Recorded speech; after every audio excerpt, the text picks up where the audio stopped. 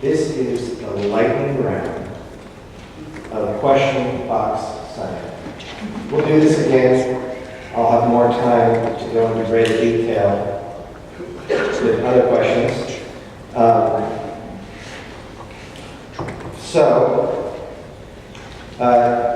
The answer to all of your questions is, I'm not sure.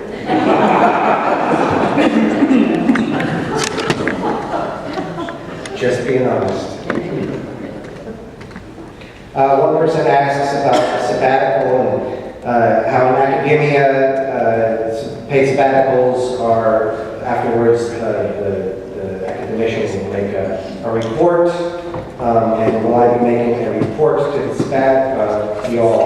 I have reported from here what happened on the sabbatical. We don't really do that in the ministerial tradition. That is an academic tradition, not a clerical one, clergy one.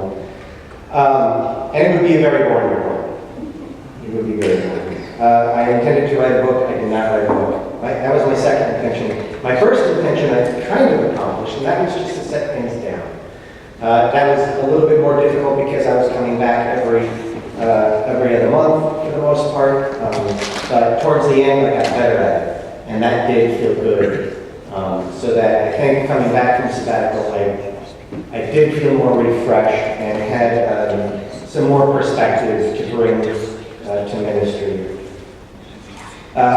So recently, people have come under fire for giving airtime to hate groups. And the question is, should we, spiritually, is it better to know what is going on, or is it more important to not give your adversaries a platform?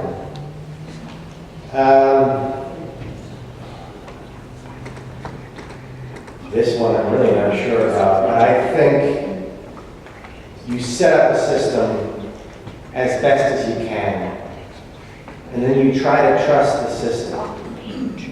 So my answer would be that the system needs to be strong enough to endure airtime for people that we disagree with, no matter how vehemently. Trusting that the system will not succumb to their perspective, because the system was established on more healthy perspectives. Now, the difficulty with our system in the United States is that it was founded in some ways on the principles that hate groups are espousing. So that is problematic. We were founded with not all human beings having equal rights. And that is in the DNA of our political culture. And it takes a huge effort to root it out. Does that lead me to, so at that point, I'm thinking, is the rest of the system strong enough to overcome the weaknesses that were in the foundation of our system? That is an open question that we are seeing play out before our very eyes. I don't know if that answers your question, but I already said I wasn't sure. So. As UU, should we be asking ourselves whether the Trump administration promotes UU values and principles and responding accordingly? I don't think that our executive branch can be said to promote our values as Unitarian Universalists. But I'm not sure how many executive branches have promoted our values. And we should always act accordingly. It's not just this one. The ones that have been very, very good. What three things should we focus on to prepare to move to a permanent home? I can tell you only one, and that is the next hour. Based on my experience ministering to the congregation, do I think that any meaningful commitment to growing into a real community church, that is any specific planning or commitment of resources to becoming a community center, I believe is what the question is asking, and honestly I don't think so. Not right now, and that's okay. We don't have a home. we have other things to do first. Now that can be part of our planning for a home, but we are also limited somewhat by our budget.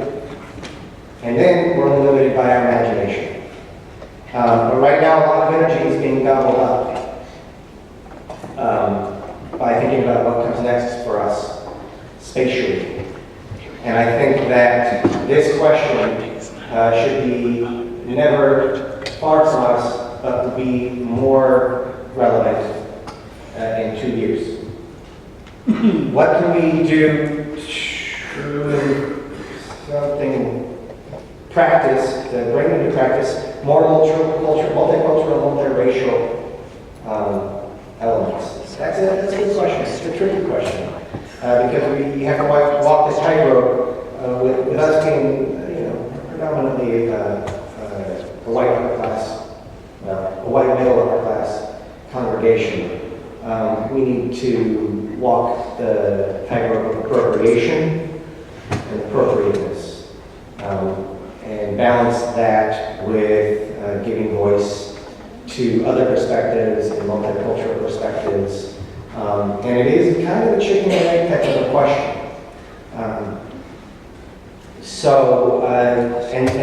The thinking on this, I think,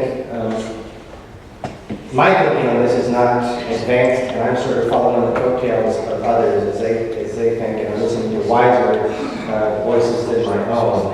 And I think that the perspective here is evolving. But I agree that it would be beneficial for us to get more diversity, cultural and racial diversity, into our service. The how of that remains tricky. And do I believe there is an individual conscious awareness after our bodies have ceased living? I think that there is consciousness after our bodies cease living. I don't know if I think that there is individual consciousness after our bodies cease living. But it has been demonstrated that consciousness and awareness consciousness and self-consciousness are two different things, right? And you can be conscious without being self-conscious.